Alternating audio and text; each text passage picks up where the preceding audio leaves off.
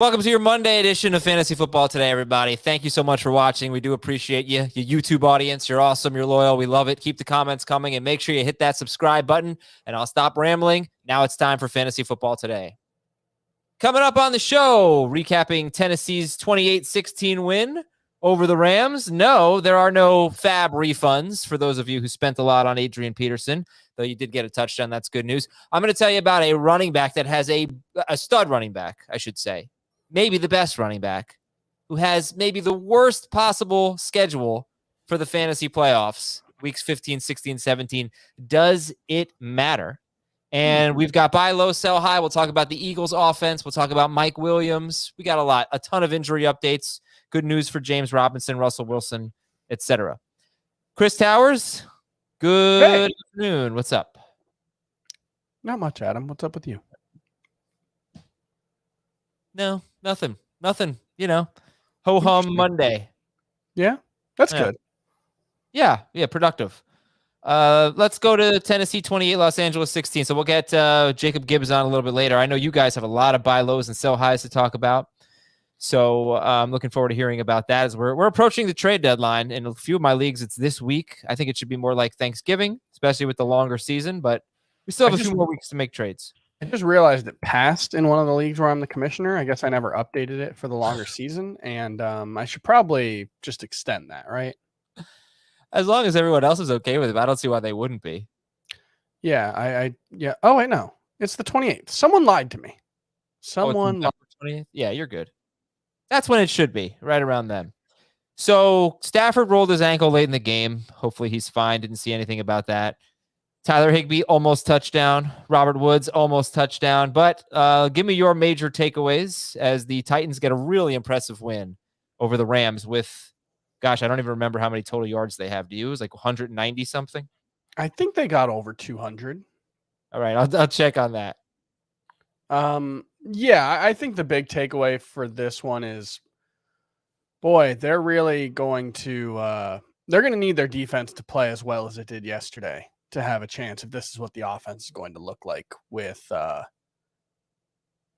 Derrick Henry, because they ran the ball 26 times and picked up 69 rushing yards, which, look, I know having an identity is important to a football team and all that, but like if this was a game where they actually needed to move the ball, they got the one pick six and then the one interception that was returned inside the 5. If they had actually needed to move the ball, this game would have gone very, very poorly for the Tennessee Titans based on how they played. And so hopefully they will, lean into the pass a little bit more. It was nice to see Julio Jones got 75% of the snaps, but yeah, the big takeaway is this offense could be pretty bad unless they make some adjustments. Yeah, but I'm not worried about AJ Brown. I think that's the one guy that you definitely not. Yeah. Keep in your lineup, and he could still be a stud. He got a ton of targets. He saw, from what I noticed, he saw a lot of Jalen Ramsey.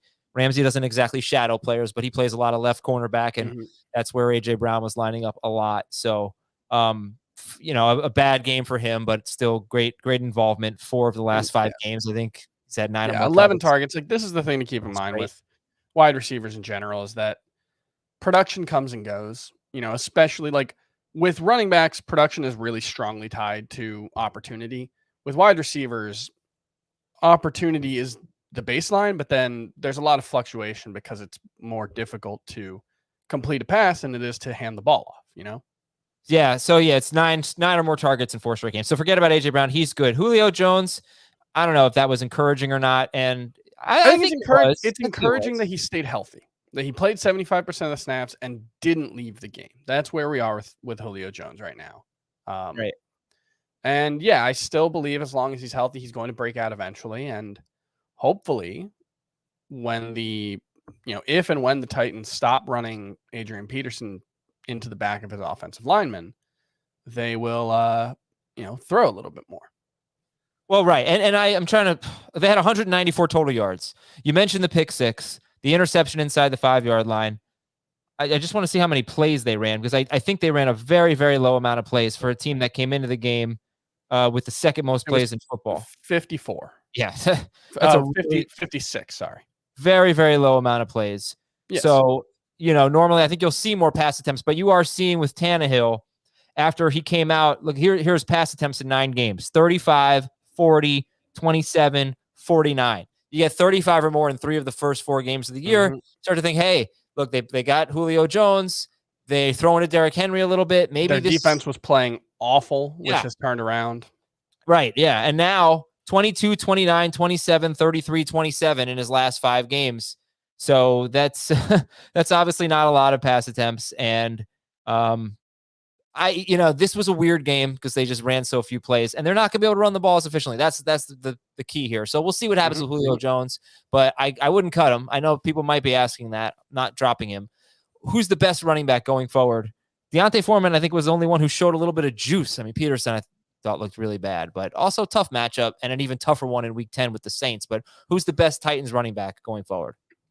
I think it'll probably be either Peterson or McNichols. I have a hard time. Like, maybe they'll just give Foreman more carries than Peterson, but I have a hard time seeing that being the case. So I would guess it'll either be Peterson or Foreman, and it'll depend each week on whether Peterson finds the end zone. If he does, he'll be the best. If not, McNichols will be. But I'm pretty pessimistic about this backfield all around.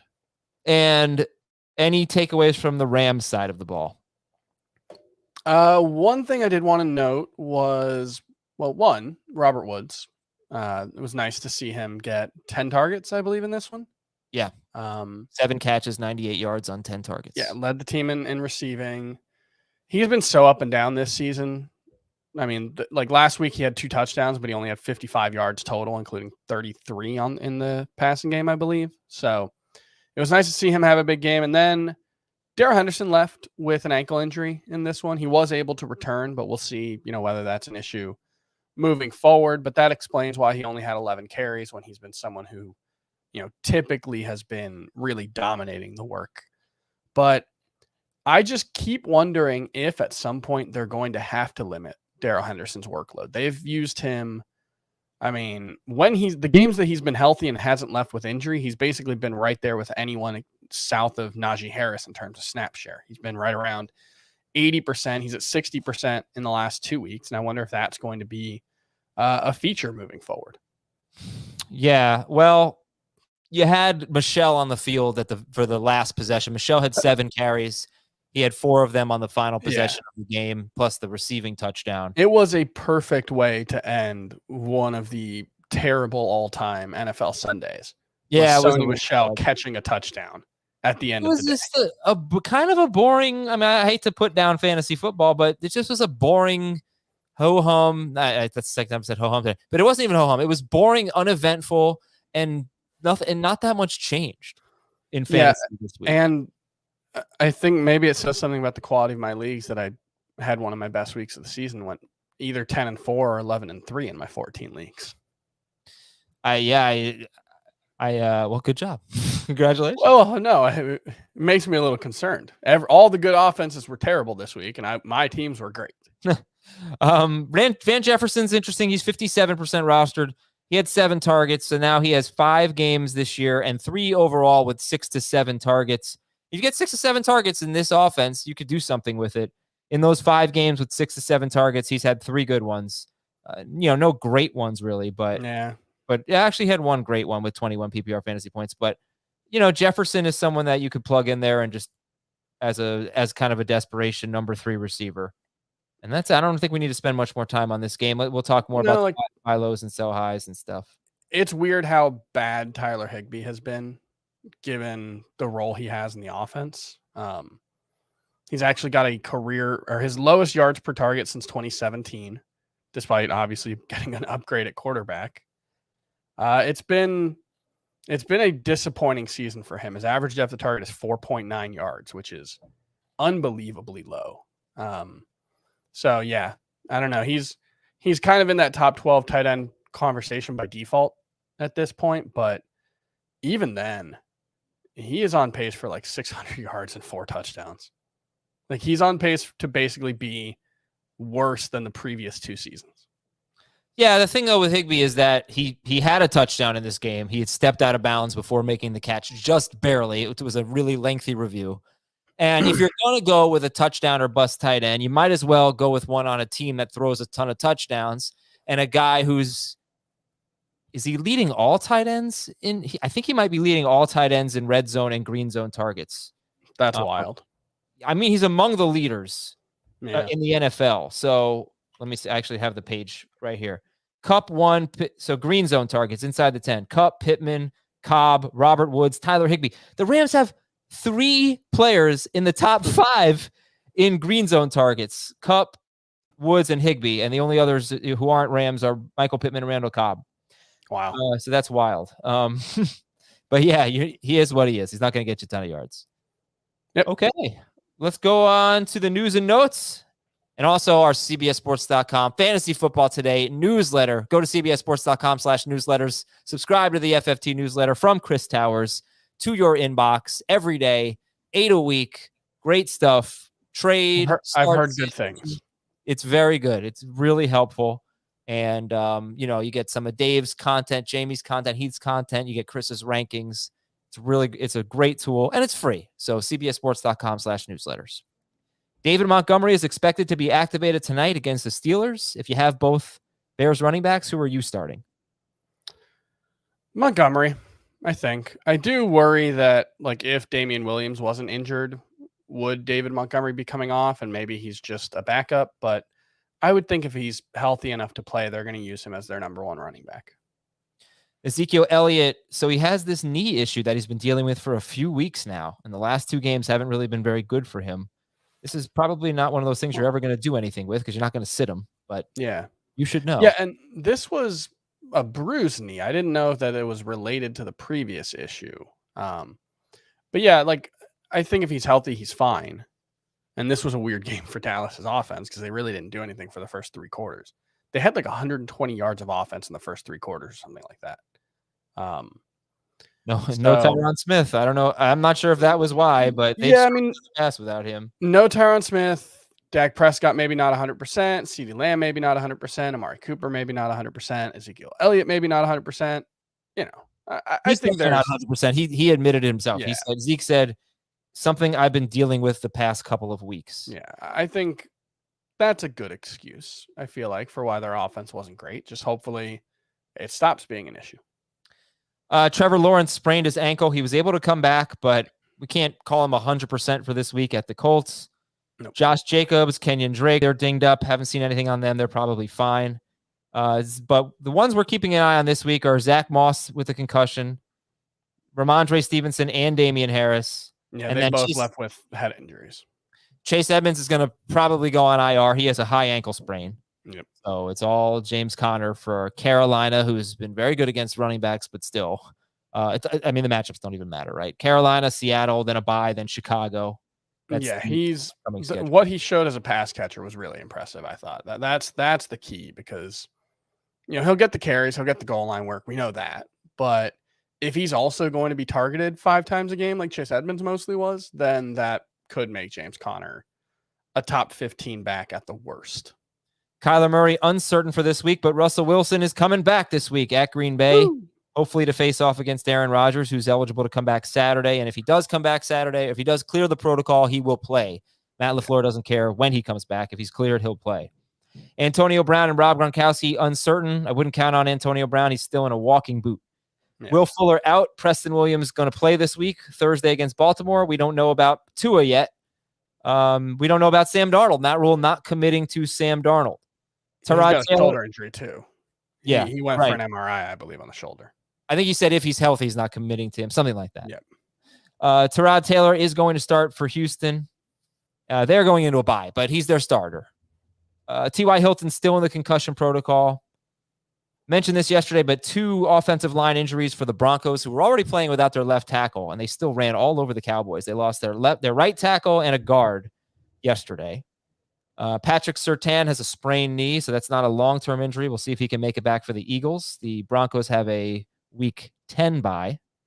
No. We're going into Week 10. They have a Week 11 bye. Did you see the Mac Jones ankle thing on Brian Burns? Yeah. It looked dirty. Yeah, I don't know what's in his heart, but it looked what a dirty play by a quarterback in that situation would look like. I don't know. I've never seen a guy Burns wasn't even really around the ball at that point, and he's just yanking on the guy. I think what he was he knew he fumbled the ball and he was just trying to keep him from jumping on the ball. I think that's right. But then he kind of twists, and that's where, yeah, right. Don't do that. Just don't do that. Just so the Bills for quarterbacks. The Bills really stunk yesterday. Two things to note: they were playing without two starters on their offensive line. Mm-hmm. And Joe Biscaglia of The Athletic said that they are getting the Chiefs treatment, which is the deep safeties take away the big play defense.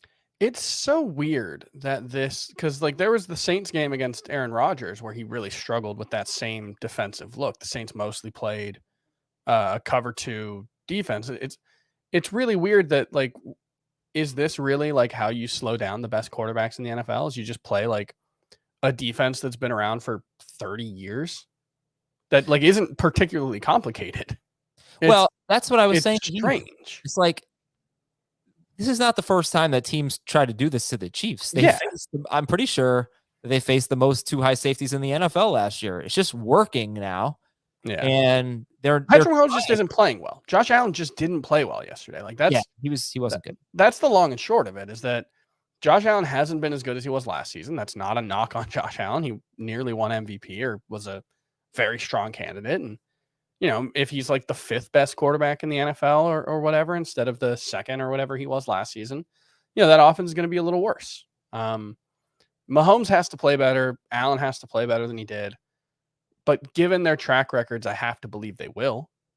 I can't believe that Patrick Mahomes is just going to continue to play this poorly. Mahomes threw for 166 yards. That is a career low in any game. He did not leave with an injury. I'm going to give just a few more big defensive notes. Buffalo starting cornerback Teron Johnson. He usually plays every snap. He left with a concussion. CJ Gardner-Johnson left with a leg injury. Saints cornerback, the one who fought Michael Thomas. Greedy Williams for the Browns. He left with a shoulder injury. Harrison Smith is probably going to miss next week's game. He also missed yesterday's game. That's Minnesota starting safety. This is a big one. Baltimore starting safety Deshaun Elliott out for the season with a torn pec. He missed 2 games earlier this year. One game was against the Broncos where Drew Lock came in for Bridgewater, so they did fine there. The other game, Carson Wentz threw for 400 yards. Eric Stokes, starting cornerback for the Packers. They don't need any more injuries in their secondary. He left with a knee injury in the first quarter. And there are more things, but you know what? You're probably bored. So let's get to the fun stuff and let's get Jacob Gibbs in here. Jacob Gibbs, they're going to try you out at quarterback for the Chiefs. You going in for the tryouts? Don't disrespect Patrick Mahomes. Don't. We're going to be fine. All right. They still have Chad Henne, right? Yeah, I think so. Yeah, he's the backup. Yes, they do. Yeah. He says we're going to be his 37th year. But you know what? Since we are talking a little trade on here, do you have just kind of blind faith in the Chiefs to figure it out, Gibbsy? I guess you can call it blind. It's not like we've seen them, be the best offense in maybe NFL history over the past few years. I guess if you want to call that blind. Unwavering faith. It's kind of like how when you go to sleep, you recently had eyesight. You currently do not. You are technically blind. You cannot see anything. Huh. But you very recently could. I still have blind faith in, I guess. Okay. Yeah, look, it's a question worth asking right now. They were on their 3rd string right tackle, by the way, by the end of yesterday's game. Yeah. Hopefully they get Mike Remmers. They're averaging 17.5 points per game over the last 5. It's not great. Wild. Yeah. It's a thing. It's not. I don't think we can just dismiss it anymore. Yeah. I've done too much of that. And yeah. Like I said, the thing is with them is they don't have that many guys that you start, right? It's not like the Bucks where you got 3 receivers. You're starting Hill, you're starting Kelsey. Always. And Mahomes is really the question. And then Darryl or whoever's the running back, I guess will be more interesting when Clyde gets back. But Mahomes is the only guy right now that it's really interesting. And I'm still starting him. I have to. Yeah, I would just you're not going to put any streamers over him, so you'd have to have another top 12 guy to consider it. I would feel really stupid to have it would seem like it's like Christian McCaffrey this week. He only played 54% of the snaps or whatever it was, and we knew he was going to be limited. I would have felt dumb having Christian McCaffrey on my bench, even knowing that it may not have been 100% the right move, or there may have been reasons to sit him. It's just personally, I cannot bring myself to do that. Maybe that's a flaw in my decision-making process, but No. man, unless I have, like, who could you possibly have with Patrick Mahomes? If you have Derek Carr, maybe. Yeah, I'd start Mahomes. They're facing But each yeah, other, and I think yeah. he has either really good history or really bad history. I think he has great history against the Chiefs. Carr. I think it's Carver. Whatever. He's put up pretty good numbers lately, yeah. Okay. Anyway, let's get to our 5 big topics. First one comes from Randy Mall 04. What do we do with now? The 2 examples he gives, I think, are pretty different. But what do we do with roster teases? Players who flash the ability to be consistent contributors or breakouts, but then let us down the moment we rely on them. The examples that Randy gave were Mike Williams and Kadarius Toney, and they're very different. I think that's unfair to Mike Williams. Yeah, but I mean, he's still lumping him in with Tony's unfair, sure, but he still fits the description of the question. People finally bought in, myself included, and he's been horrible 4 of the last 5 games. I mean, horrible 4 of the last 5 games. So, he's the first guy we should talk about, and then, there are other players that fit this description. But what do you think about Mike Williams? So he's gone back to being used more like he was prior to this season. The last 5 games, I think 4 of them, he has 5 or fewer targets, and his average depth of target, which was below 10 yards in each of the first 3 games, is 14.4 over his last 5 games. And so that's, I think, where the issue is coming from with Mike Williams. When you work more downfield, you tend to see fewer targets. It's not true for everyone, but generally speaking, there's lower target share for guys who work down the field. And that's what we're seeing with Mike Williams. He just hasn't been as much of a focal point. They've stopped using him as that legitimate number 1 alpha type wide receiver like they were early on. And it makes it really hard to trust him. I think he's back in the boomer bust discussion until we see some change in his usage.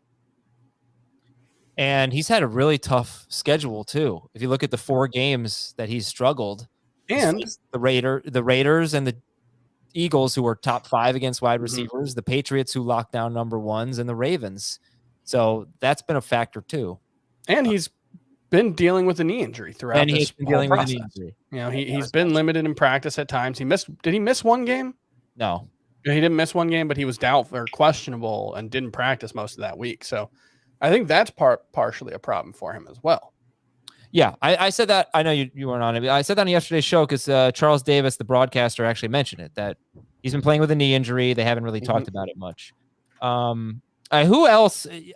Is there a more general discussion here about when to buy into a player? And understand that in fantasy, you're going to be wrong a lot. You're going to be right a lot. So, like I don't think anybody here on this show ever bought into Sam Darnold, even though he threw for about 300 yards in each of his 4 games. I thought he was better.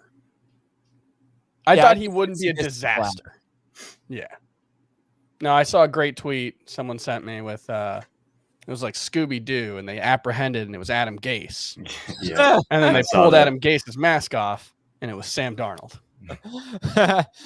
I don't know. Jacob, fantasy teases. Your overall thoughts on this topic? I think what you alluded to is maybe the best way to approach the question is it's like more of an overall discussion that needs to be had. Like, we play a wildly unpredictable game here. We're speculating on week to week outcomes that are really, really unpredictable. There's going to be, I think, just seemingly random fluctuations on a week to week basis, even among like some of the most consistent and trustworthy players. So like, if you decide to start a tease, as Randy described it, I think you understand there's a certain amount of risk. And when that player doesn't meet expectations, that's not them letting you down. I don't know why that rubs me the wrong way, but I hear that a lot from fantasy players. It's just the nature of the game we're playing. Like especially some of these more risky players, they have a really wide range of outcomes, and sometimes go the way that we think they're going to, and then sometimes they don't. And I think the week we're coming off really illustrates that perfectly. So I don't know. I think the most important, like, don't take it personally. Definitely don't let it get in the way of the way you manage your team. Don't get reactionary to a player letting you down, and just try to see the bigger picture. Remember that you are playing a weekly probability game. And I know that's not a super fun answer, but I think you really can give yourself a tangible edge just by simply removing personal bias and trying to stay objective in the way you value a player. So whatever that is, for me, it's mostly based on data. Some people it's the eye test, whatever it is. If your process leads you to believe in a player or a tease or whatever you have, I think you definitely should trust that over 1, 2, even 3 or 4 week sample size. So Yeah, that's what I would say. The thing that's hard about a player like Mike Williams, as opposed to Kadarius Toney, because Kadarius Toney, you can sort of understand what happened. The Giants just had a ton of injuries at wide receiver, and he got an opportunity to play a big role. And he did really, really well with that role. But, he was playing in situations where they had to throw a lot, and, he took advantage of it. But now that they're getting healthier, the opportunities haven't been there. He's not really healthier. Seemingly banged up. That's the thing. That's why I'm so frustrated about Toney, is because 2 weeks ago, Galladay was out. Was Shepard out that game, or did he get hurt in that game? He got hurt. Shepard got hurt in that game. Yeah. And then this week, Shepard was out, and Barkley's been out, and it's like he's just not playing. He apparently isn't very healthy right now. Yeah, because they're not using Toney, they're not using Galladay. 50 to 60% of the snaps, 20 routes, something like that, or maybe it was 30 route, whatever. Yeah. No, it's just 20. You're not going to get it. So that was a problem for me. And he didn't play well. He didn't perform. And Daniel Jones, that's the other thing. I think that's a big part of it too. It's like for wide receivers, why I don't feel bad about buying into Mike Williams is I love the offense and I love Justin Herbert. Why I do feel bad about buying into Kadarius Toney is look how bad the Giants offense has been. Yeah. It's pathetic. For years. And I bought into these 3 games where they looked really good and they were clicking. And then I feel the same way with DJ Moore. And I know, Chris, you have him as a buy low, and I could actually see that now because his value is tanking. But when we saw the first 3 games or 4 games of the year for DJ Moore, and you're buying into, this is going to be the year where he's elite. Yeah. And Sam Darnold is ruining him. So I don't think we did a bad thing because Darnold was legitimately playing worse. It's just, I guess now that we're wrong, we've been wrong, I guess I'm not that surprised. Well, the reason why I think DJ Moore is a buy low is because as bad as I think Sam Darnold is, I don't know that he's that much worse than, Will Grier, I think, started a couple games for them in 2019, and Kyle Allen, I think, was the other primary starter. I just don't think he's worse than those guys. Probably, maybe, hopefully. And so, we've seen DJ Moore be a must-start, not elite, but must-start fantasy wide receiver. He's still getting, I think his target share is still over 30%. If not, it's really, really close. I think he's had at least 7 targets in every game. That's why I'm buying into DJ Moore. I'm not buying into DJ Moore because I think he's going to be the top 6 or 7 guy that I thought he could be based on those early games, even though I do think he has that talent. Right. With Mike Williams, it's harder because they just were using him like a legitimate number 1 wide receiver, and now they're not. And so it's a question of, will they use him as a legitimate number 1 wide receiver moving forward? Or was that just the way the defenses were playing them? That's where things were. And now he's back to being the guy he was, or he's not healthy, or whatever the case may be. It makes it harder to, when it's a situation where it's not just a player's talent that's in question, it's just a choice that either he or the coaching staff or what have you is making. That's what's really hard to predict. Yeah, because and I'm with you on we don't know what the Chargers coach is going to do. Yeah, and I'm with you on DJ Moore. I mean, that was a great time to get him. This is, if we overreacted to his first 4 games, let's let people overreact to his next 4 games. Yeah. He's better than this. All right, let's go to our next question here from Thomas Davis. The Eagles change in philosophy once Miles Sanders got injured. What is his role when he comes back? Jacob, they have thrown 31 passes in their last 2 games. They faced 2 great matchups in terms of running. They got another one this week in Denver. We think anyway. Denver's been pretty bad lately. Pretty good yesterday, I guess. So what do you think about the Eagles offense and Miles Sanders when he comes back? Yeah, there's no way to tell. I think the matchup factor is definitely something to consider. Like, is that why they're going more run heavy, or is it because, Hurts has been inconsistent? I'm really not sure, but if it's because Hurts, then I would assume they'll remain run heavy once Sanders returns. So we could see more volume for him than we saw previously. I'm mostly interested to see if Boston Scott or Jordan Howard is going to be inactive once Sanders is back in the mix. Mm-hmm. If it's Howard, I would expect Sanders to basically play the role we saw, with the potential for an increase in rushing volume because what we've seen lately. But if Howard remains active and Scott is inactive, I think I'd be pretty worried for Sanders in that scenario. I think we could see Sanders legitimately lose out on goal line work, potentially even lose out on some early down work. just given how they've prioritized getting Howard the ball in those situations recently. Howard has definitely been the preference when around the goal line. So there's definitely a lot of variables here, but I think that one in particular is something to keep an eye on. And if you have, I mean, maybe just once you see the first game, if Howard is active, but Sanders ends up playing well, that's a time to sell him, but yeah, I'm looking forward to a third straight week of an Eagles running back being the top running back on waivers personally. Yeah. I think this is the week it's going to work out. Actually, no, I noticed one thing in this game. Boston Scott was on the field for 14 rush plays. He got the ball on 10 of them. Jordan Howard was on the field for 17 rush plays. He got the ball on all 17 of them. So what that tells me is, given how often they run the read option, that's kind of the primary way that they run the ball. I do wonder if it's just a situation where Howard is benefiting from teams not really taking the threat of him running seriously and keying in on Jalen Hurts. When the edge has to make the decision on whether to crash down. He had, and I didn't think it was that. He ran up the middle maybe 13 times out of 17, and he had pretty good holes. The offensive line. I mean, I'm sorry to say it. I'm sure you guys probably agree, but he did not do anything explosive or exciting. And if they play a competent run defense, I really don't think he's going to have this kind of success. Yeah. But I think that explains at least some of why he got so many more carries than Boston Scott, because Boston Scott did actually play more than Jordan Howard yesterday. Yeah. And it was really frustrating that Kenny Gainwell got a goal line touchdown. Yeah, it's ridiculous. It's silly. His only carry, I think, maybe one of two. Honestly, I really think Devontae Smith. I think the passing game is more interesting here. You can't average 15 passes a game. It's just Lamar Jackson was throwing 20 when at their worst. Not at their worst, at their lowest pass volume of the season. He was averaging like 20 a game. So, as great as Devontae Smith was yesterday, he can't be reliable if they're running this kind of offense. Mm-hmm. It's a pretty interesting comparison. If they get to the point where they're throwing 20 to 25 times a game, Smith and Goddard are like a poor man's version of Marquise Brown and Mark Andrews in that they probably are going to get such a big target share. Yeah. But on a unreliable offense. I don't know. Jacob, would you trust Smith and Goddard going forward?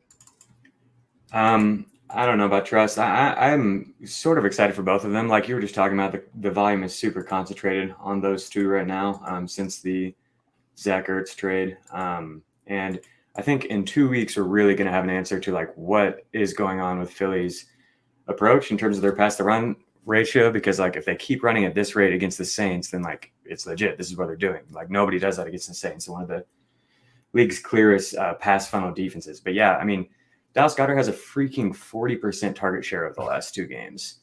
Like him and Devontae Smith have accounted for almost 70% of Philly's targets in the past 2 games. Yeah. That's insane. So yeah, like if we see any uptick in their passing volume, then yeah, I think there's reason to be excited about both of them. I don't know if I trust them though.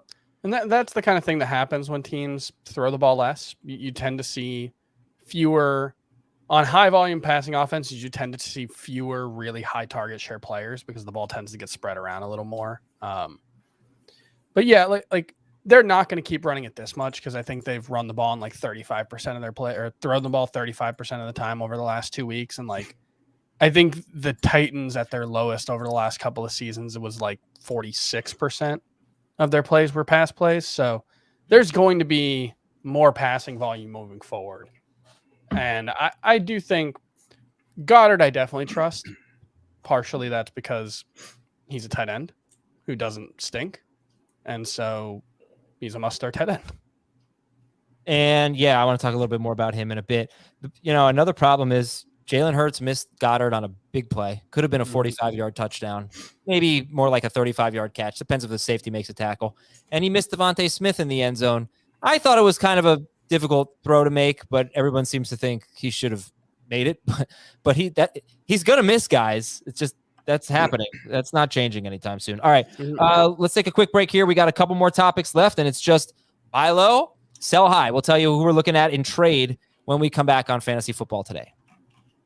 We're running out of time to make our buy lows, and I love buy low because this is the opportunity to get stars at discounts. It's really the best way to make a major upgrade to your team. Hopefully, those of you out there who have been able to do it, I hope it's worked out for you. Now, Jacob, give me some buy lows. So I talked about Chase Claypool last week on Fantasy Pros as a buy low, and I think that still carries over, but it's possible by the time this recording is out that he has had a big game on Monday night. But in case he doesn't, I think he's one of the best buy lows out there at any position, and the case is really simple. It's just math. He is running a ton of routes. He ran more routes than Deontay last week. He played 97% of the snaps in week 8, which is the highest we've ever seen from him in his career. I think he only has 3 games over 90%.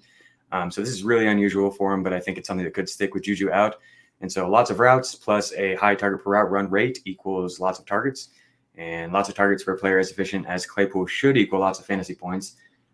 Just real quick on the target per route run rate, he is 12th among qualified receivers in targets per route run since the start of 2020. He's ahead of guys like DeAndre Hopkins, some really good receivers, DJ Moore, Keenan Allen, Terry McLaurin. So like if he is going to play this type of role going forward, I mean, obviously we don't trust Pittsburgh's offense, but if he continues to run this type of route involvement, then I think he's definitely somebody who's undervalued right now. Because I think you can get him for cheap. Well, I mean, where do you think people even value him right now? It's like a hard thing to answer because I don't think anyone's making a trade before tonight, you know? Right. So, yeah, but assuming nothing really changes tonight, assuming he just has the type of game we've been seeing from lately, he's like a wide receiver 3 for most people. Yeah, I think some people will drop him. I think he'll be looked at the way Juju was looked at, where it's like, well, in a 10-team league, I guess you can drop him. That's what I think the perception will be. I wouldn't do that myself. But he's been pretty awful the last 2 games, as I recall, right? Yeah, he hasn't put up big numbers, no. You want to rattle off a few more? Yeah, for sure. Another second-year guy, Jerry Jeudy. The ceiling is kind of limited for Jeudy because the role he's playing. He's not very involved in the red zone. Obviously, the Broncos just don't provide a ton of scoring opportunities, even if he was. He's also seeing far fewer air yards than we saw last year. But like in exchange for kind of a diminished ceiling projection, he's seeing far more consistent target volume and a much higher rate of catchable targets than he did as a rookie. So I'm pretty excited about the role we've seen from Jeudy. It's still a small sample size, but his slot rate is up to 76% from 31% last year. His average depth of target is down from 13.5 to 8.6, which is a massive difference. And as a result, he's been targeted on 26% of his routes, which is really, really exciting. That's up from 22% as a rookie. And given what we saw from in college, I think that it's possible that's sustainable if he continues to play the short yardage role. They've got a decent upcoming schedule. They've got a lot of zone-heavy matchups, which should favor Jeudy over Sutton and Tim Patrick, who have like some of the most wide discrepancies between their man-zone splits of any players in the NFL. So I would expect him to lead Denver targets from this point on. I think he's a borderline top 30 receiver most weeks. So just pretty exciting. He hasn't put up big production yet, but like the targets we've seen has been exciting. And then Goddard we've already talked about at length, but he's another guy I think you definitely should buy low on at this point. Okay, so that's Claypool, Jeudy, Dallas Goddard. Chris, I think you said Cortland Sutton was a buy for you.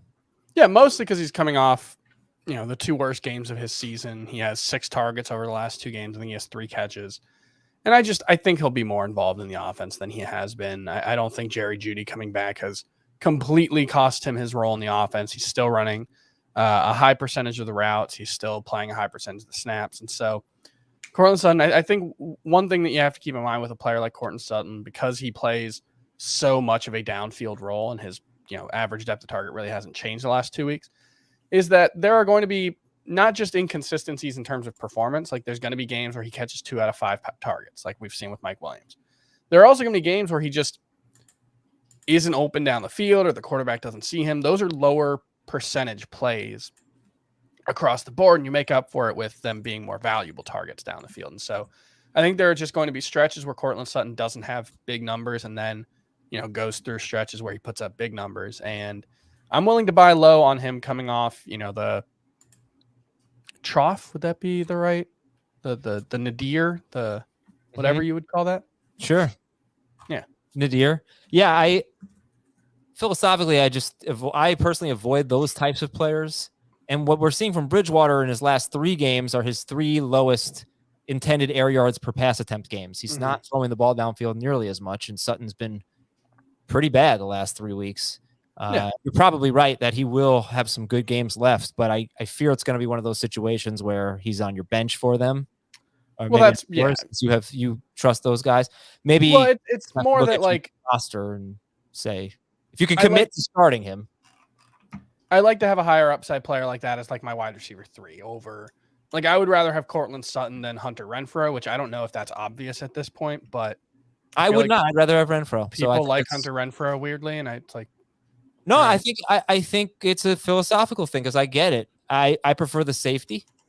I'd rather have him than Cole Beasley because Beasley has this like super low invisible floor, but Renfro is pretty much never going to give you less than 10 PPR points, and he's not going to have the big games that Sutton will have. Yeah, But no, I would take Renfro. Yeah, I'm cool with that. How about you, Gibbsy?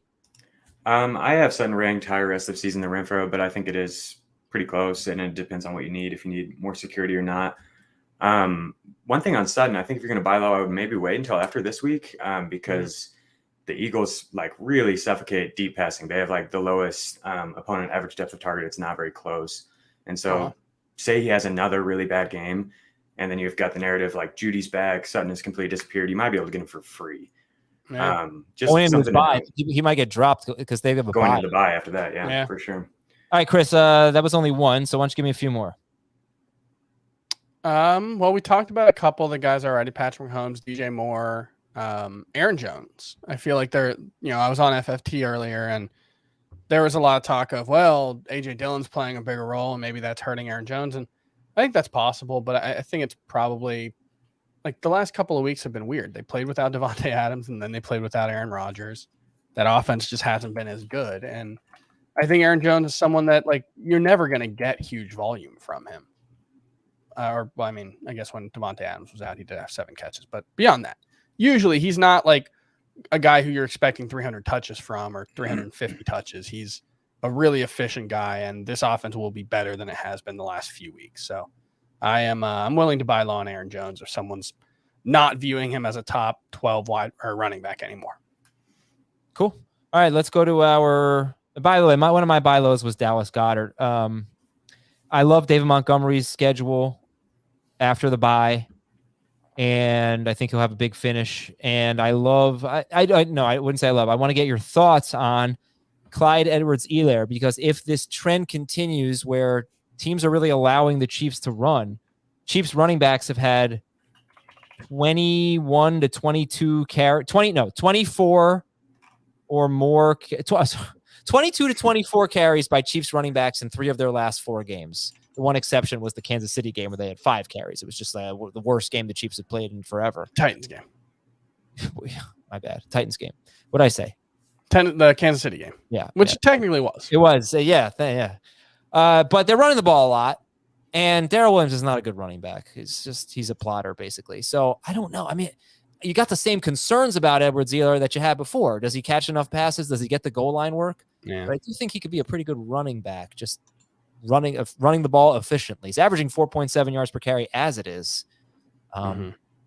He might be the key to them in the second half of the year. You know what I mean? He might be a big factor for them. So I don't know what value people think he has. I would give up. What would I give up for him? I wouldn't give up James Conner. That's for sure.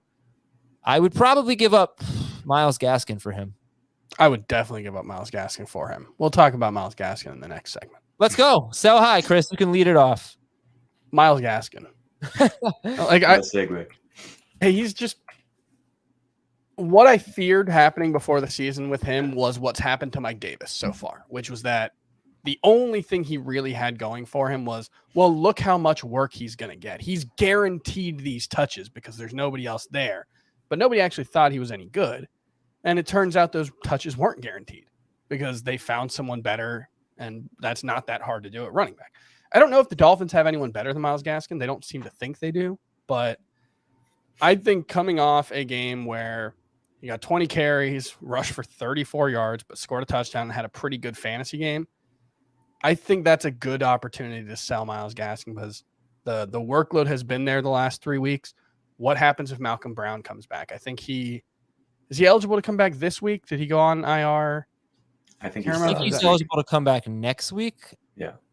Right. So, like, if that happens and all of a sudden Myles Gaskin is back to playing 50% of the snaps and back to losing third down and 2-minute work and back to losing goal line work, all of a sudden, like we saw how bad he can be for fantasy. So I think it's time to get out because I think the bottom could fall out at any point with Myles Gaskin. He just hasn't been good this season.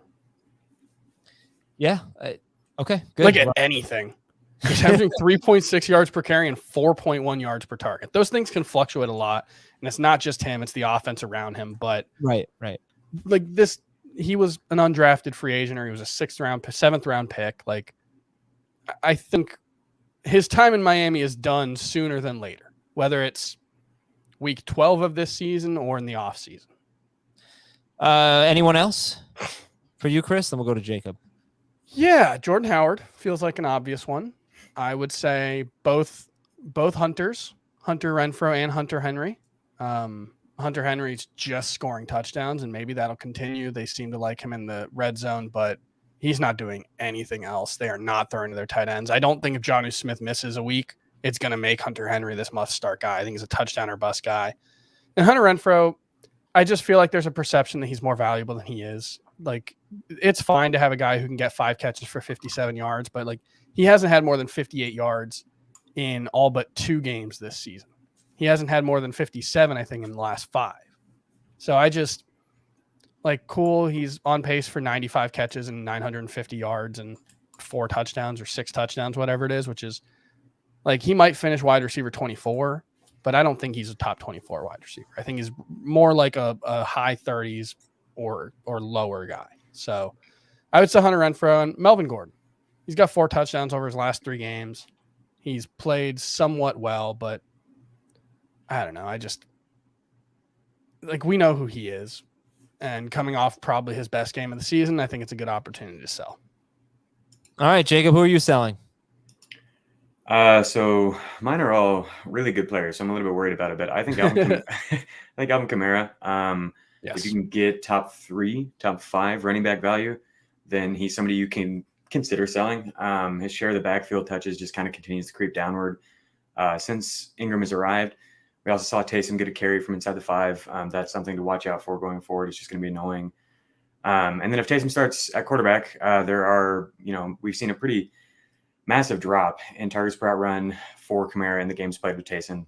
Of course, there's other context to consider. Their wide receiver depth is significantly worse this year, so maybe it won't be as quite as drastic of a drop, but still I would expect him to be targeted less than we've seen. There's just a lot of question marks for somebody who's probably still considered a top 3 back because he's been playing well lately. So with his backfield shares already dropping, I think he's somebody maybe get ahead of the bad games that could be coming. I'm running back 6 rest of the season. Just he's looking more like, in terms of his usage, what we'd seen the previous years before this year. The problem is he's in a much worse offense with where they're not throwing the ball nearly as often. I guess his target share is probably pretty similar, but man, Sean Payton has been infuriating this year with how he's handled that offense. Alvin Kamara didn't get a target until like 4 minutes into the 3rd quarter yesterday. That should never happen. To be fair, he had 19 carries in week 8 against the best, second best run defense in football in Tampa Bay. So I know, based on this past week on Sunday, 13 carries, 4 catches, but the week before that it was 19 carries. So I think the context, it's not like Jacob is saying he stinks. He has him as RB6. Right. But if you can turn him into something that's, what you would pay for one of the truly, truly elite players, then you do it. All right, who else? I do disagree with this next one, Jacob. Joe Mixon. Yeah, that's fair. Joe Mixon, I have him at running back 13 rest of season. I think you could potentially get top 8, top 10 running back value for him. He's been just scoring touchdowns like crazy. I don't know if that's necessarily sustainable. He's also just still not getting passing downs. Those are going to Samaje Perine, and it's just something they haven't really wanted to give to him all year. He just doesn't project as a weekly top 10 option for me. I mean, if he keeps scoring 2 touchdowns every week, then he will be. But if you can get that type of value for him, I would do it. The biggest thing for me is it's kind of like Mike Williams, where it's, will the coaching staff continue to use him this way? He does have 5 targets or more in 3 of his last 4 games after going 4 straight games with 2 or fewer targets. So it's been super feast or famine with him. And that's what it comes down to. If he's not going to be, at least 3 targets per game moving forward, then I don't think he's a top 12 running back. But if he's 3, 4, 5 targets per game, then I do think Joe Mixon is absolutely in the top 8 to top 10 discussion. So it really comes down to that for me. And I just don't know. I hope they will continue to use him in the passing game. Recent signs are promising. But yeah, like when they've been in situations where they've been in, 2-minute drill situations, he's coming off the field for Samaje Perine. Samaje Perine is playing some third downs. He's playing most of the third downs. Mixon hardly ever plays. Yeah. I don't get it. I don't think Samaje Perine's good, like in that role or just generally. I think Joe Mixon's perfectly capable of being used in that role, but they clearly don't want to. And so it's going to be somewhat game script dependent. But I think you guys are overthinking it. He's the lead running back on a really, really good offense. He's going to score some touchdowns. He's going to have games where he catches passes. They're throwing more than they used to, so that probably explains the catches in recent games. Yeah. I think you're overthinking. You can't trade Joe Mixon because you have to have running back depth, or you have to get a running back. But Adam, good one. You would have said that about Antonio Gibson coming into the season, right? I was the low guy on Antonio Gibson. But you would have said that. What? I would have said what? You would have said that you can't trade Antonio Gibson. You need to get another running back. You can't sacrifice running back depth. All those things. Oh, well, actually, this was a big debate for me. I did a Twitter poll, I remember, in August, Mixon versus Gibson, and I was stunned that Gibson won. And I went on a rant about it. I was like, how could you take Gibson over Mixon? Because I don't get it. And I just didn't really – I confess that I thought Gibson was my opinion was 23rd, 24th, that swing pick. You pair him with McCaffrey, that kind of that's where he should have been drafted. I was much higher on Mixon. So I just think that the way running back, think about the way running back is right now. Trading away, it's been a really bad year for running backs. Yes. And Henry's out, and Barkley has been out, and he's on a bye, and he comes back and gets the Bucks his first week back. And Zeke's got this knee thing. It's like, you just can't trade Joe Mixon unless you're in a perfect situation. Because I think whether he's top 8 or 10 or 12, he's one of the most valuable commodities in fantasy football. It's like you'd have to get a lot back for him. And regarding the Antonio Gibson, Joe Mixon poll, you know what it is. Is it Joe Mixon's been in the league for 5 years, so he's Joe Mixon. Antonio Gibson could be anything. He could even be Joe Mixon. No, it wasn't that. I mean, I think a lot of people are scorned lovers of Joe Mixon. They were very mad at him. Right. And now they're going to do that with Antonio Gibson next year. Yeah, but Gibson to me never really proved much as a rusher, and it was openly said that he wasn't a complete running back yet. It just didn't make any sense to me. All right, anyway, so that's 2 for you: Kamara, Mixon. Who else? Any other superstars? Chris Godwin. This one just comes down to data as well. I mean, Godwin's obviously great, but Antonio Brown has missed 3 games. Those have been some of Godwin's best performances, his highest, second highest, and 4th highest fantasy scoring performances. His target per route run rate drops by 17% when sharing the field with Antonio Brown. Obviously, AB is still in a walking boot, so we don't know when he's going to be back, but I would expect him to be back sooner rather than later. Godwin's been targeted on 18.9% of his routes in games that AB has played in. That's like below Laviska Shenault and Tyler Boyd. It's just above Mecole Hardman, Kendrick Bourne, and Marquez Callaway. And his target per route run rates, the Bucs run way more routes than anyone else. So their target per route run rates can be a little bit lower and they can still get away with it because they pass so much. But still, like, that is just not good. When he's shared the field with AB, it's had a significant impact on him. And especially when you consider that his average depth of target is just 8.4 yards, he needs to be targeted at a higher rate if he's going to be a top 12, top 15 receiver. So I've got him at wide receiver 17 rest of season. I think if you can get top 12, top 15 receiver value after the past couple of games, he's through his bye week.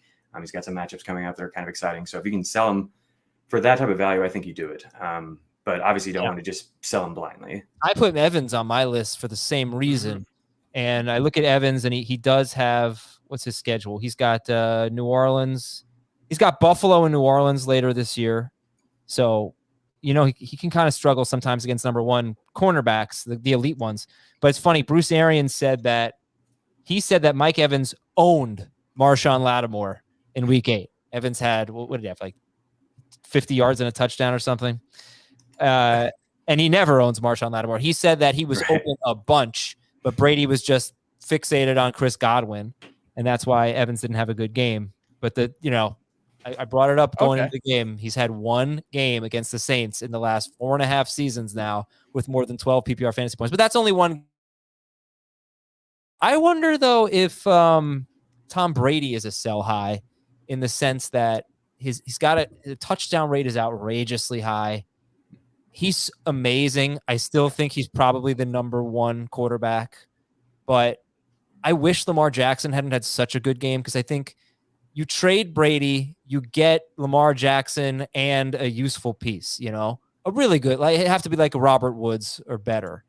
I think the way Lamar Jackson's being used right now, I'm not saying he'll be better than 2019, but I think his upside is as high as it has ever been. And I think it's the best case scenario for him is as good as anybody in fantasies right now. Yeah, I completely agree. I mean, it's just a perfect scenario for Jackson, and he just had bad touchdown luck first half of the year.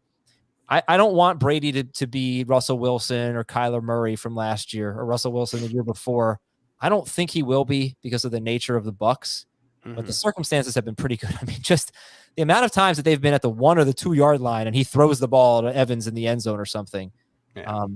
What I'm saying is if you have Brady, and this is coming from the guy who said in week 3 or something that he wouldn't trade Brady for Barkley. If you have Brady, you were right. Yeah, it's right. I was killed for, but you have to get Dak Prescott or something like that and something. But you could consider doing that. Or you could just sit tight and keeping Brady's not a bad idea. I want to give one. I want to get your thoughts on the Niners because I think the fact that they're 3-5 now, I believe Trey Lance is coming. I don't think that Garoppolo can give you 3 consistently good guys in the passing game, even though their defense kind of sucks this year and they're probably going to throw more than ever under Shanahan, or they're going to throw a lot more than we expected. I don't think I'm just terrified of Kittle, I guess in particular. With Trey Lance, like I would trade Kittle in the same analogy that I was making with Brady and Herbert or Jackson or something. Kittle for Goddard and a really good player. Yeah, that's the thing is like Goddard needs to be by far the worst player in that deal for me to do that. I don't know. I'm really nervous about Kittle. I think it could be a great, not great fit, but I think like if we're talking about a situation where they like run a lot of RPOs, which I think they probably would, given Kyle Shanahan's history. They do generally anyway. Kittle is well situated, I think, to be very good. And this is one thing about the 49ers offense is they've got so many good playmakers with the ball in their hands, but George Kittle, I don't know, between him and Deebo Samuel, it's a real tough battle for who's the best with the ball in their hands. George Kittle is kind of on a different planet at tight end when it comes to yards after catch. And so I think he can still thrive in that offense. I think the volume will be lower, but I think with Trey Lance, I think the passing game will be worse. And I'm worried about whether Brandon Ayuk, who I really like moving forward, and Deebo Samuel can both be really good. Kittle, I'm less worried about just because anytime he's been on the field, no matter what combination, what permutation of those guys has been with him, he's pretty much been awesome all the time. It's mostly injuries. Yeah, but right. So okay, then because Deebo and Ayuk were not good, when they were all playing together. Kittle was. Bottom line is, I didn't think at the beginning of the year that they could get 3 really good players from this passing offense, considering nobody's ever had more than 5 touchdown catches in the Shanahan era. And Ayuk's finally showing up. I would sell high on him, by the way. Deebo has been so damn good that it's hard for me to get away. I don't know. Who's the one guy that you think would have the most, that would be the best player to trade out of Kittle, Deebo, and Ayuk? Or would you just sit tight? Jacob, sorry. Jacob, why don't you give your answer first? The best player to sell out of the 3 pass catchers in San Fran is the question. I think I would choose Deebo, but I think it has to be. Yeah. So Deebo, like, one interesting metric that I look at is first down targets. It just gives a clear indication of like who the first read is most often. And he's been at the very top of the league, like above 40%. That dropped to 29% last week. George Kittle was at 35%. So like we saw him right away come in and kind of cut into those type of targets. He was also used in motion a little bit less likely, Deebo, than a little bit less often than usual. I think that's who it would be. I think Kittle eats into his role a little bit more than he does Ayuk's. And I think we have seen some encouraging things from Ayuk lately. And it's possible that it will really benefit him to have someone who is more willing to throw downfield. He's been like far more efficient on his downfield routes, like compared to league average, than he has on short routes, Ayuk, throughout his career. But it just hasn't really mattered because he hasn't had very many downfield routes or targets when playing with Garoppolo. So. All right, finish it up, Chris. And I think a lot of it comes down to just perception. There are a lot of people, like we mentioned with Joe Mixon earlier, there are a lot of people who are done with Brandon Ayuk, who are just fed up. I don't think there's going to be a lot of people who are like, yes, Brandon Ayuk. I think a lot of people view George Kittle the same way. I think George Kittle's very much in that he can't stay healthy category, and that hurts a player's perceived value. I think Deebo Samuel is probably the one who has the fewest perceived marks against him, which is going to help his perceived trade value as well. He's also arguably the best one. The best one of the three so far this season as well, which certainly helps. Yeah, I think you're trading him closer to peak value. All right, that's it for today's show. It was a good one. Thank you to Jacob and Chris. We will talk to you tomorrow on Fantasy Football Today. And please hit subscribe. Please like the video. And check out Fantasy Football Today in 5. Chris Towers and Dan Schneider are going to break down Monday Night Football for you later in the week. Myself and Dave Richard will give you some buy lows and sell highs, some player props. It's great stuff. Please check that show out and have a great